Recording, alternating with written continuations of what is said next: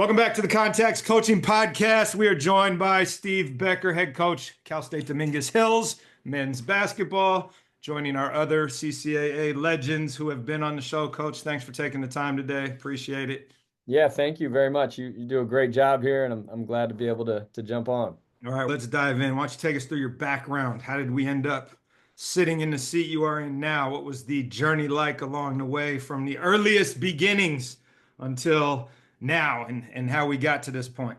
Yeah, and I'm a Southern California guy, Huntington Beach, and got an opportunity to go play at Monterey Bay, where we have some common connections and mutual friends, and had a phenomenal experience there. But yeah, I got after college was done, you figure it out. I got an opportunity to coach with my old high school coach, Roger Holmes, at Marina High School, where I went, and then went over to Europe. Got an opportunity to play for a short stint. Always knew I wasn't quite good enough to make any sort of a career at that, but thought it'd be good from a networking and from a network standpoint. And I came back from when I came back from Germany, I came back and coached with Coach Holmes at Fountain Valley. From there, I got connected with Bob Burton and joined Coach Burton's staff at Cal State Fullerton. Knew I wanted to get to the college ranks, and ultimately, I always had such a good experience playing at Monterey and playing in the CCA that I really wanted to get back to the Division II level. And that was always a goal of mine. I thought high level of basketball where you can have some stability, hopefully, and raise your family. And having a family was always very important to me. So always had a target of trying to get back to the CCAA. And we had success. We had a great year with Coach Burton. And anybody that knows Coach Burton knows that he's really hard on his coaches, but once you're with him, and he's going to help you for life and helping to get to the next level. And Coach Burton got me connected with Damon Powell here at Dominguez Hills, and I was Damon's assistant for a year and a half, and unexpectedly got thrown in an opportunity to be the interim head coach for the last few games of the year, and then ended up at 28 years old. And coach acting like I haven't had it all figured out, being the same age as some of the kids on the roster, and how you change a culture and how you shift things and all the things that we can talk about in a minute. Took some time, and I had a couple athletic directors in the process, and was an interim, and then permanently got the head coaching job. And now I'm going on my 11th year as the head coach here at Dominguez Hills. Wow, that is a quick journey to being in the decision-making chair. And it's actually something that I really enjoy talking about on the show is when you finally became the head coach, right? It's what did you realize right away that you needed to figure out? And Coach Larson and I have been joking back and forth over the years about writing a book that talks about the 18-inch shift and what changes come with that. And so I'm curious, right? You're 11 years in now, but if you can flash back to that moment with the mentorship that you received with some coaching legends, and I'm ready, let's do this. And then all of a sudden you realize, wait a second, Yeah. hold on. I haven't planned for this one. Yeah, I think at 28 and experience came so much from like making a real decision. You're thankful and you're fortunate to have the opportunity to be a head coach at the level that you wanted to be at, probably before you were ready, quite honestly. And you're trying to figure it out. While for me, there were so many coaches. There was a handful of coaches that were still coaching when I was a player. And so the gap wasn't too big. And so for me, it was very much about establishing a program that I can be proud of and that people respect. So it's very much about trying to get some of those Pat Fiscaldos and those Greg Klinks and some of the Kamanskis of the world, Paul Trevor, in order to get those guys respect. And for me, there's so much that you think you have figured out and you quickly realize, oh man, there's a lot more to this than I imagined. And I think for me, a lot of it was you go through a learning curve of who do you want to coach and who are you best coaching? What type of kids, right? And so we're all trying to go after the best players and the ones that can help us win championships. But there's also a component of who can I coach? Who can I not coach? Who do I want to coach? Do I want to walk kids to class, or do I want kids that are driven that just need some guidance? There's so many things to navigate. But for me, it was, and as I've grown in the profession, it's been very much about paying it forward from a basketball standpoint, knowing that I don't go to work. I get to enjoy what I do every day. And then really trying to help mentor men. And when you get invited to weddings and all of the things after they need you and you need them for wins and losses, you really know that you made an impact, and a brotherhood is bond is created, and so on and so forth. And the experience that they had while they're here with you, all those things became very important for me over the years. It's interesting that you mentioned the longevity of the coaches in your league. And those people who are unfamiliar with the CC2A, right? You mentioned Trevor, who's now been at San Francisco State, and Stanny, and before that was at Sonoma as an Hmm. assistant, right? Hmm. Fiscaldo was at Sonoma forever, and Rich, who's now the head coach, was there with him for all that Yeah. time, right? Klink was at Chico forever, Kamansky at Pomona. Hey, what do you think creates that type of longevity in the CC2A compared to what it seems like current collegiate athletics is about, which is professional sports? Why do you think that there's that longevity exists within your league? And hell, you've been at Dominguez for 11 years, right? Yeah. Why? Yeah, I think it's such a good question. I think that one, the administrative support that you can get, I think at the Division II level, if you're fortunate to have steady leadership and good leadership, they can learn you as a man and how you run your program to know that, hey, win, lose, or draw, you may not have the best year, but you're doing well academically, you're mentoring these kids, you're producing good kids. And I think it in a college profession, I should say at the college level, it's always going to be cutthroat. If you don't win, it'll catch up to you. Obviously, you got to get good players and run a clean program. But I think that you can really balance, having a family and being happy in a profession without feeling like you're on the hot seat every 2 seconds. And I think it's been proven over time for some of the coaches that we've made mention of. And that was a big appealing part for me was I love what I do, but I don't want to have to move my family every couple of years based off a win or a loss. And so for me, the big part of me staying put for as long as I have was I live in Huntington Beach. I grew up here. My family can be my parents and my brothers, my wife and kids, and some of the community members that our kids play sports with. They can all come and grow up in this thing. And so for me, like the longevity in terms of staying put has been very, you're happy. I'm happy. So why mess with happy? Right?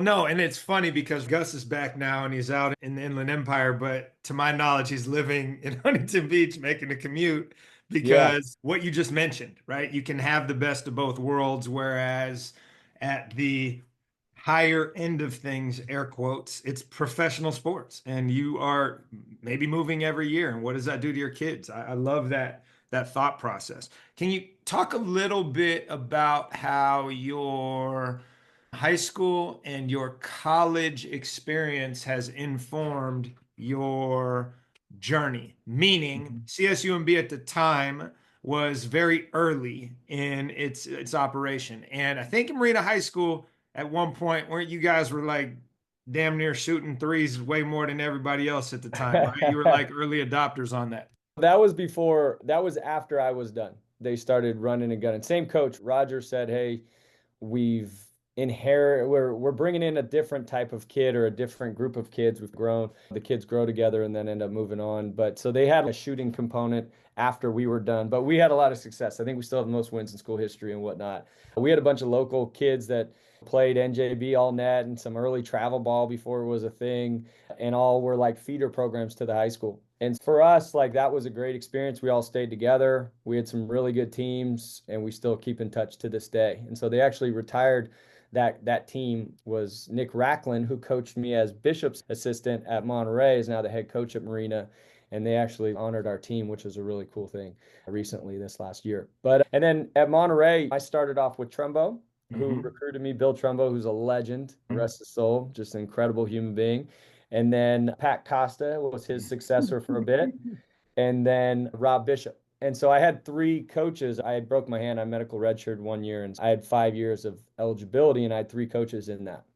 And I think a lot of that, like the good, bad, and the in between, that I agreed with or disagreed with, as I was trying to figure things out and still am, has very much shaped how I treat our players and the relationship component. I think you take from each one of those. Each one of those men had have different strengths, and so for me, it was you learn what you do and you don't like, and then going to work for my high school coach, same deal, and then same thing with Coach Burton. I think you just be a sponge and instead of thinking you have an understanding of who you are as a coach, just try to formulate those thoughts. And then when you get to the point where you get an opportunity to move over, like you said, and become a head coach, I think having like very clear convictions of what you want to be about and how that's going to look, I think some of those experiences can shape that stuff.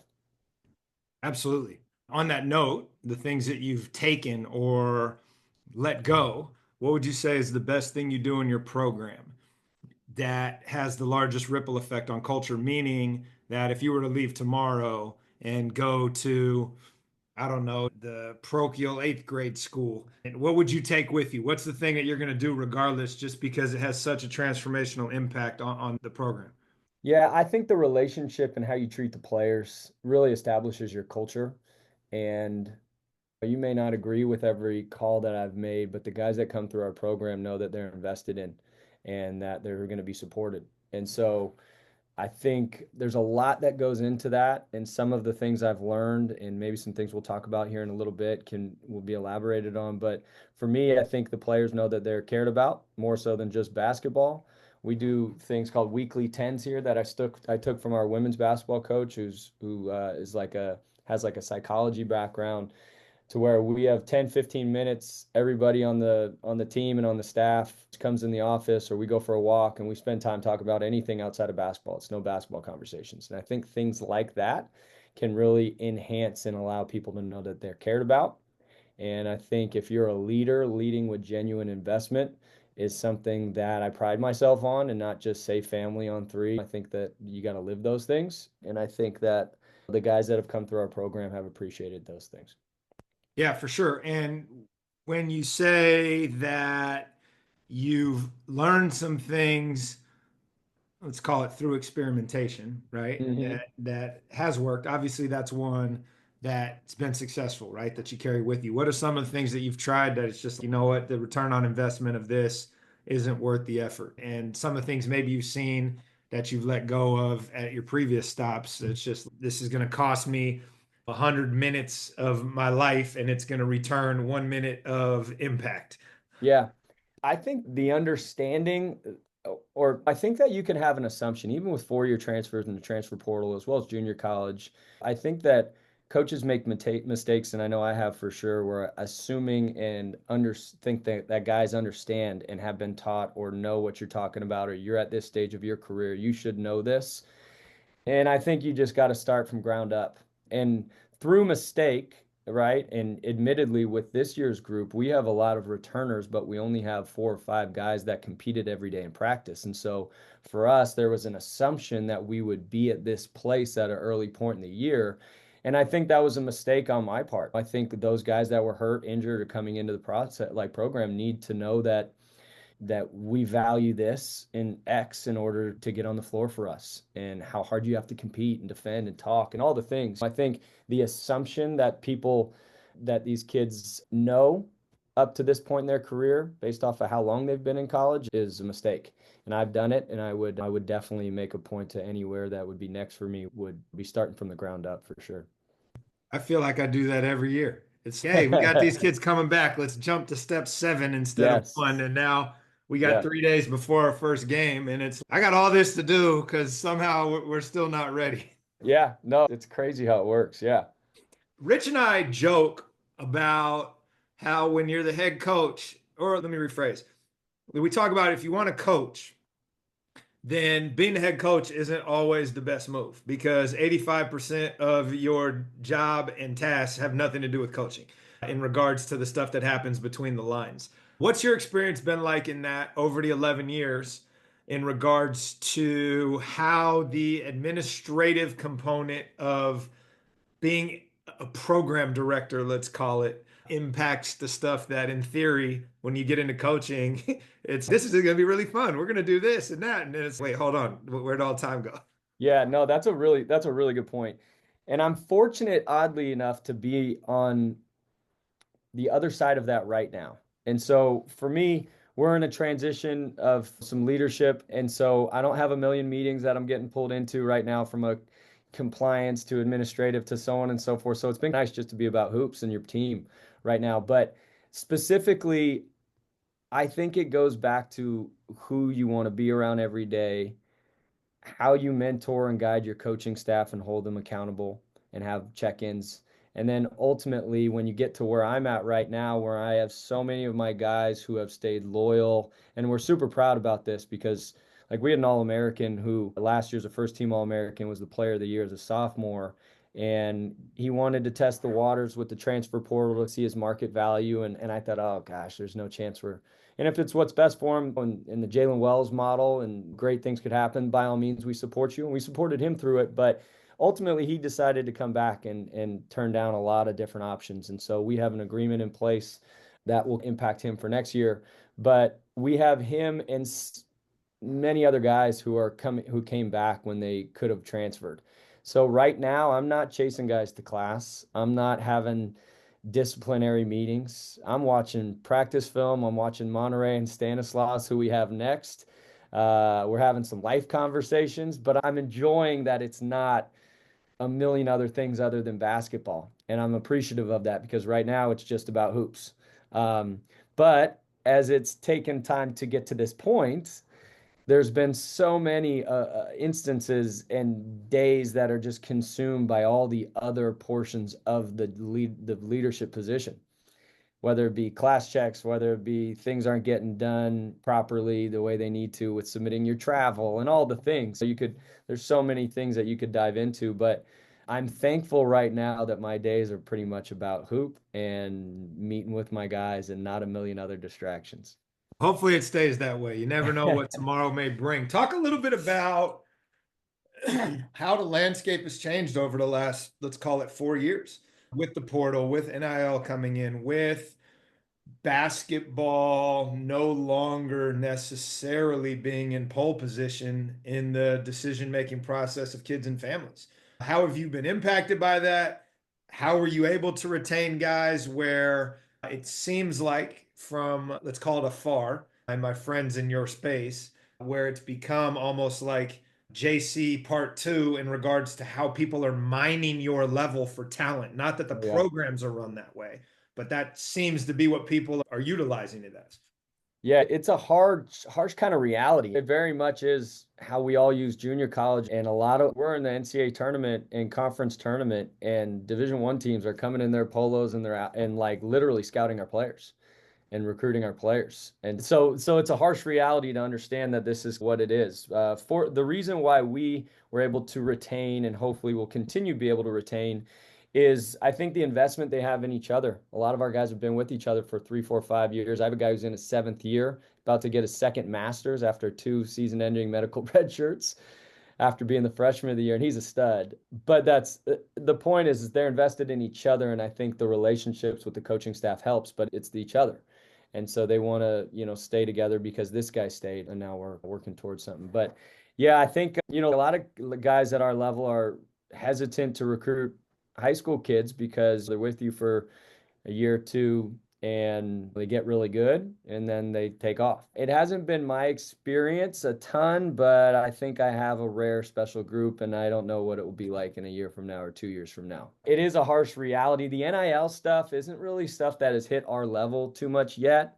But I think it's only a matter of time till it becomes a determining factor, positive or negatively, depending upon where you and your university's at in terms of accepting it. Hopefully it stays away and it can just be more about the opportunity and understanding that this is high level hoops and you can accomplish your goals of winning, having a great experience and trying to play professionally after it. So we'll see. We'll see. Let's go to your experience overseas for a moment. So I traveled to Australia this summer to see some family, and I also went and visited a bunch of schools and programs just to see how the other half lives. And I was surprised isn't the right word, but intrigued that their let's say they're more intensive seasons. They're still only training twice a day with one game a week. And yet it's the American model, I would argue, is not as productive, and we're playing every day. I'm assuming Germany had a similar setup while you were there, but I'm more curious what you were able to bring back from the overseas experience. And implement into American basketball that, let's say, is lacking? Yeah, they had me coaching like a youth team while I was out there and doing some early coaching at that stage. And I think learning how to communicate with the language barrier is always like an interesting thing that I don't have a ton of experience with. But I have a Taiwanese kid this year who's a freshman, and he's a stud of a human being. And he's going to be really good, but like going from Mandarin to English is not the communication piece, I think, is an interesting one. And the other part is just how good we have it here in the States. You can just take things for granted. But to your question, though, I think the level in which kids are competing and the amount of games they're having over the summers and the AAU teams and the high school teams, it's way too much.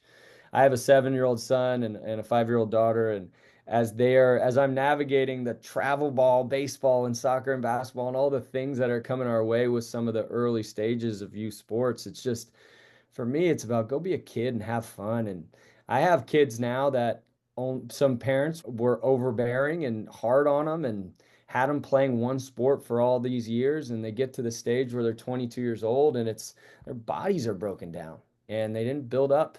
They have really strong basketball muscles, but maybe some of their other muscles that need to be built up over the years through different sports is neglected. And so for me, it's as I'm raising my son or as I'm taking a look from a parent's perspective into their youth sports, it's don't take yourself so seriously. Let your kid have fun. Teach them how to be a good teammate and take coaching and listen to your coach.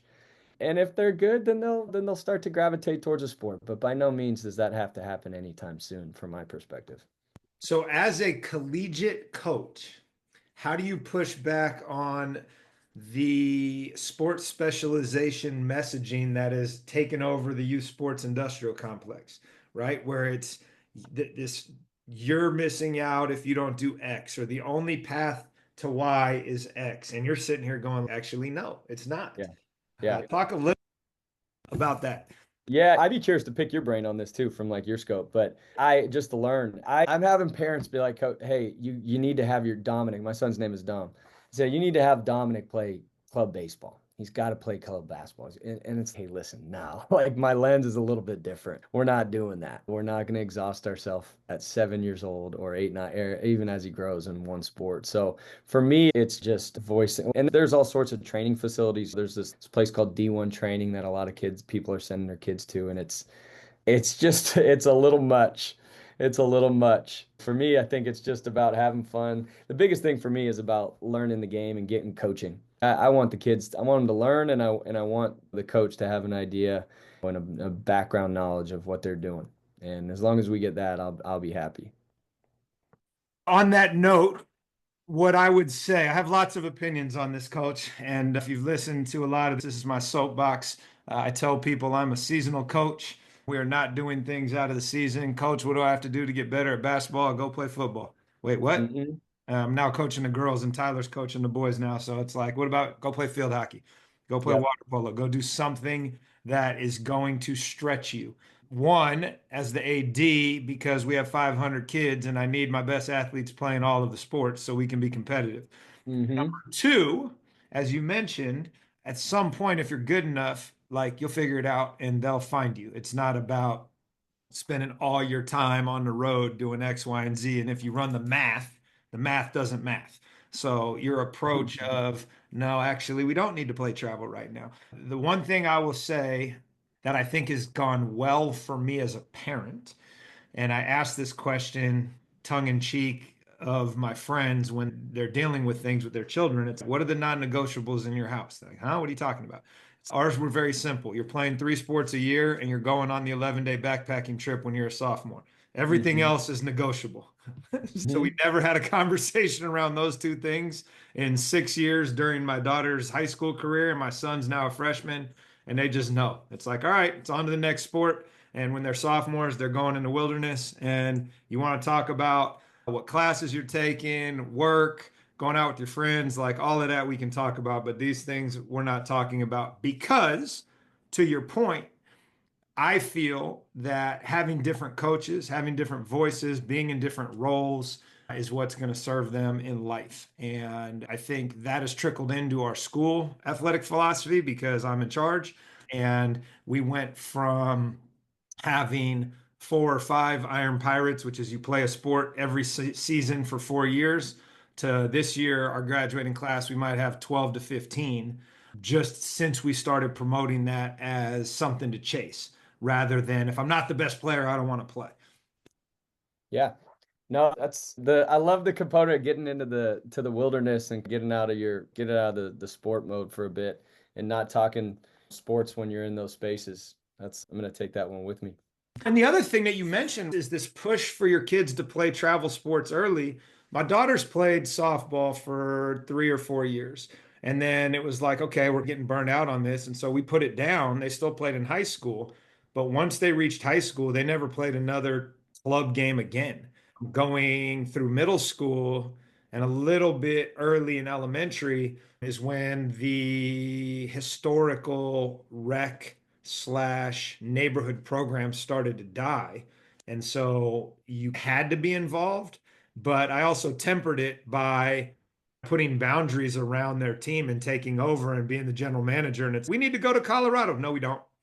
They're Yeah. 8. We don't need to do that. Yeah, yeah, Like, we'll go to San Jose, we'll go to Sacramento. We do not need to go to Colorado and play in the national championships. Yeah, but everyone else is cool or not.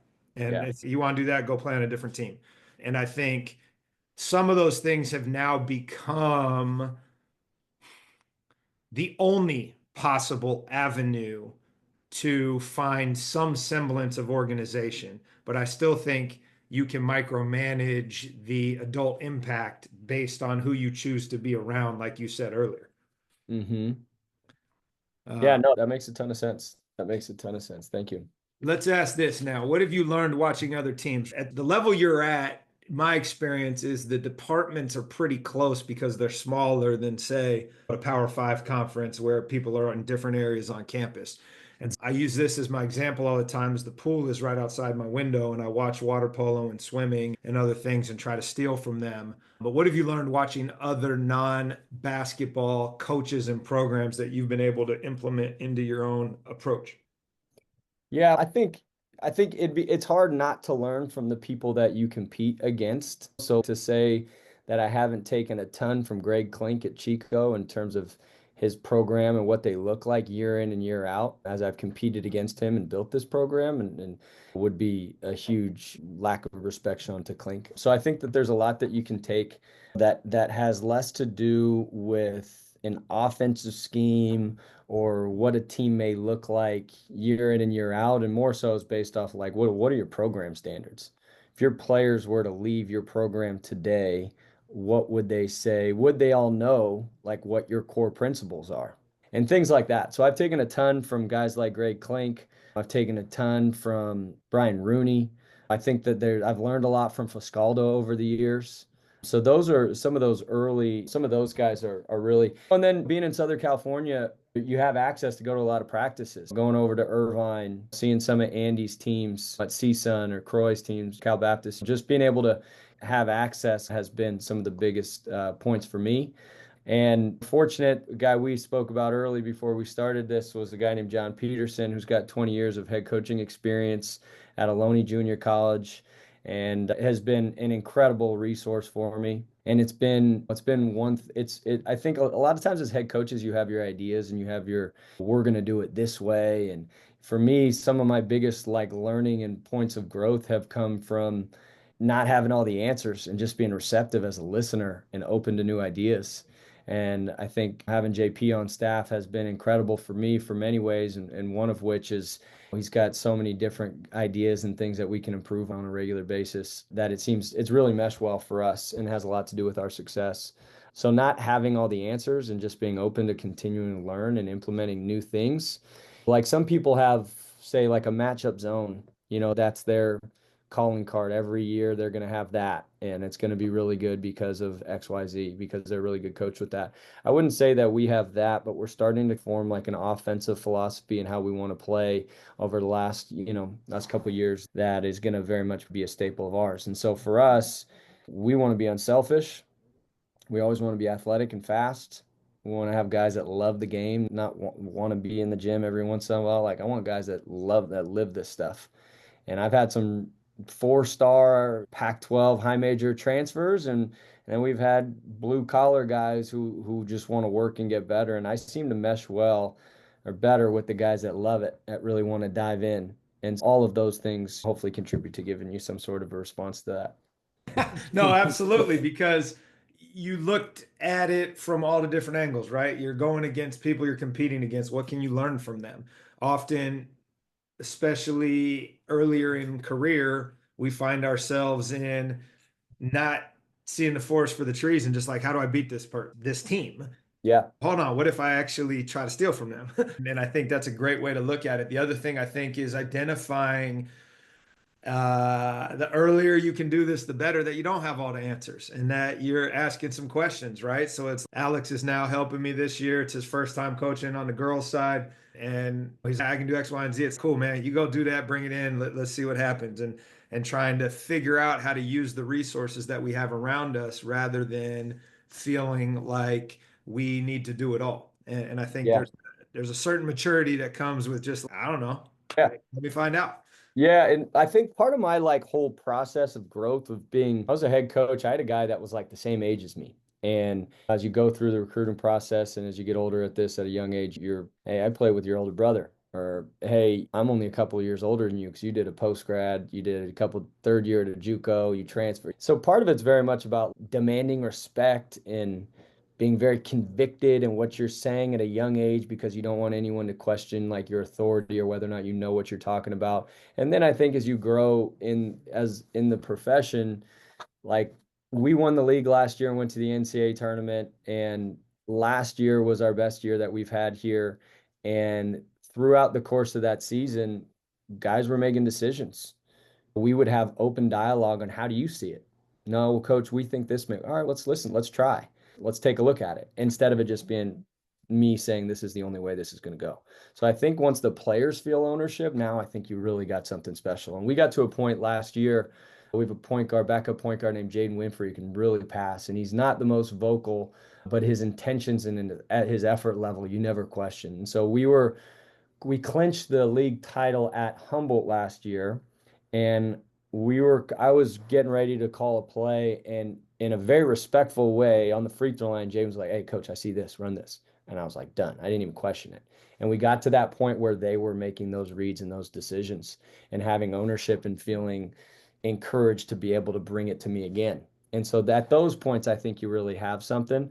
And you don't get there if the guys don't feel like they can speak and be valued, and or if they're going to be embarrassed or made an example of in front of each other. So I think a lot of that has to do with being comfortable in your own skin. Your assistant coach makes a point.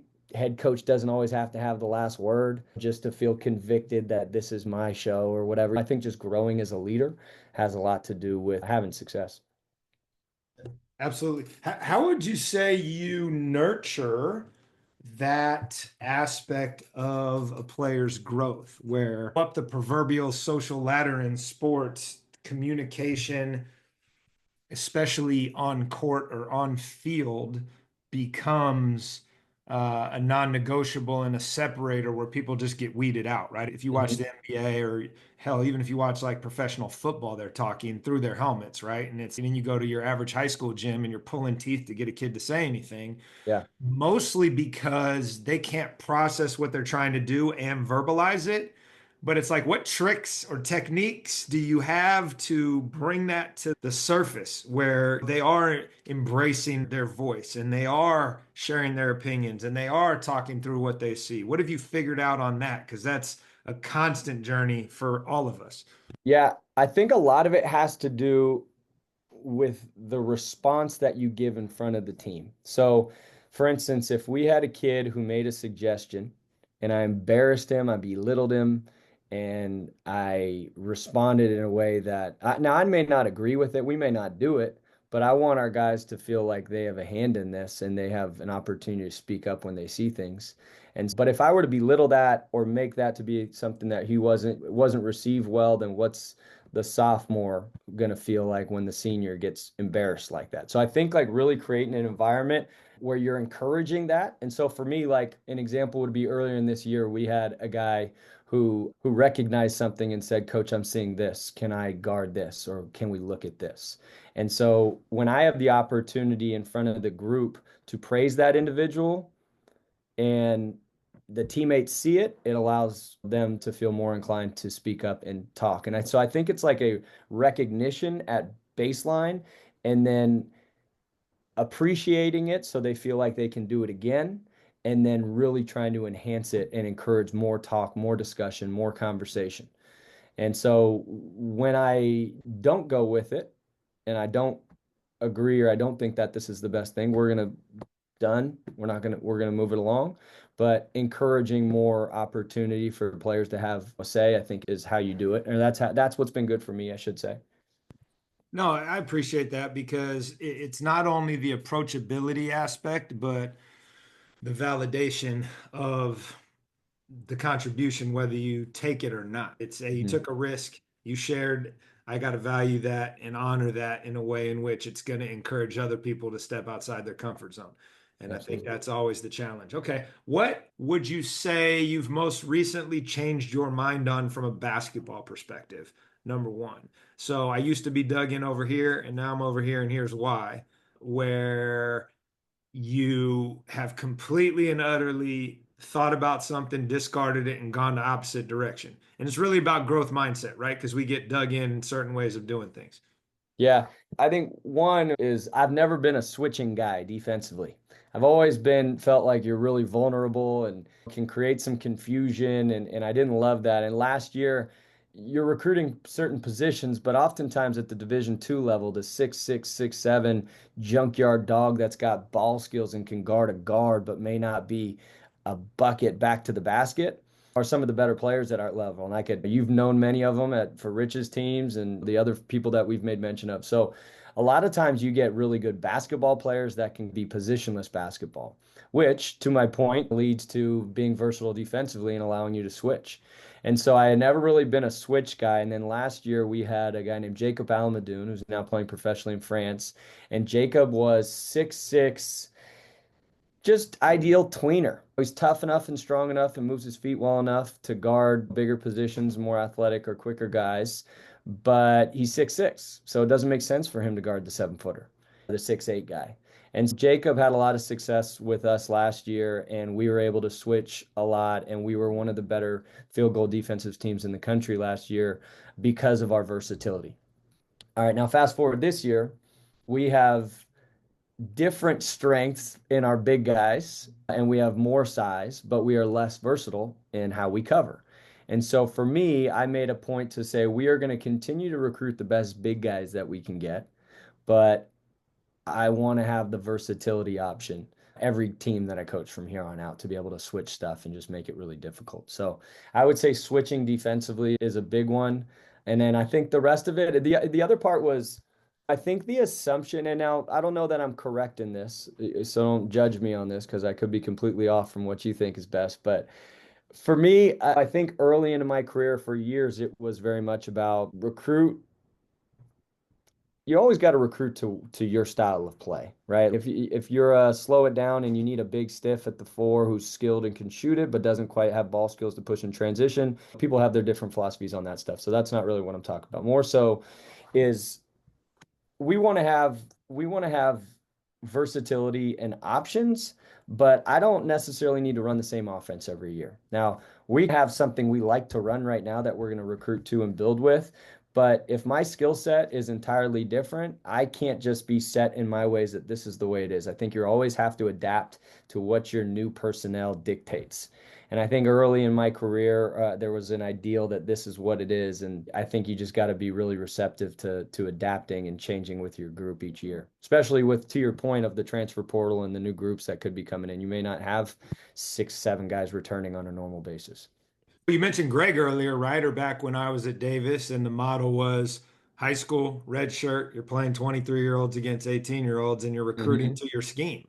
But in the new reality, those guys might not be there the next year. So your scheme Yeah, yeah, might be different, even though that's not your choice. absolutely. No, absolutely. I think that's the reality we all got to get used to at this level. Oh man, it's wild. Okay, let's go with non-basketball. Same question, personal and or professional that has nothing to do with basketball where you've changed your mind.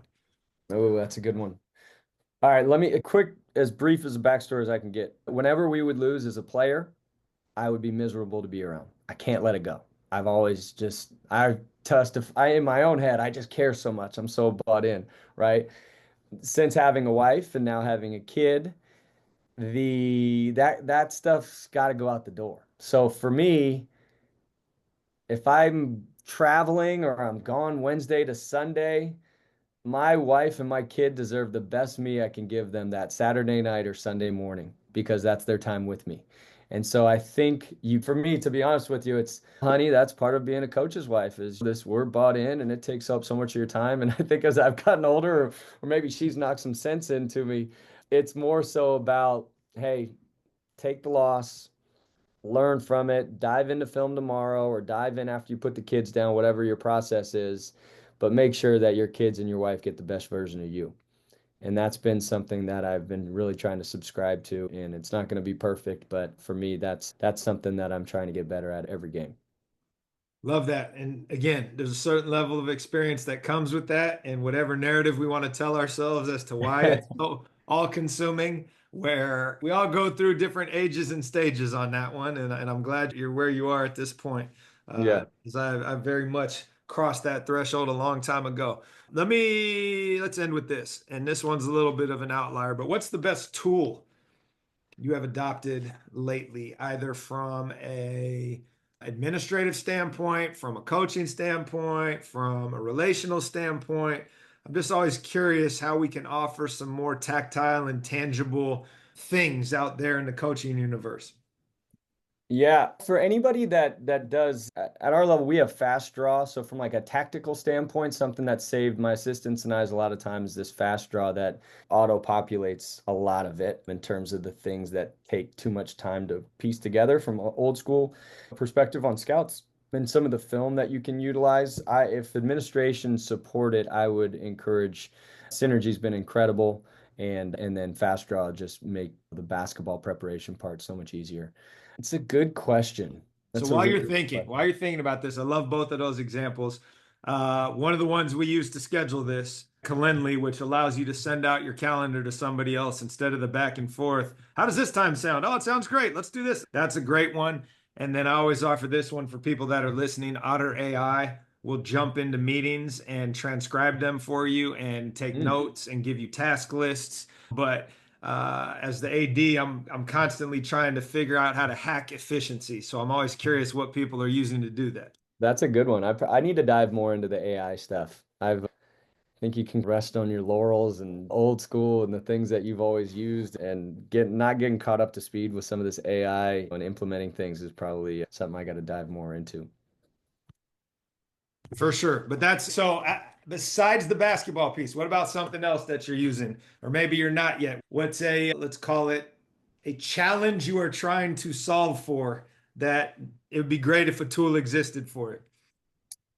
Oh, that's a good maybe something that could help with the travel. That might be something that I don't know about. We have some play like at Fullerton, we had a travel agency that we use. I think some sort of resource at the Division 2 level that could probably be really mutually beneficial, but alleviate some of the travel. That might be something. I don't know that I have a good answer on that one.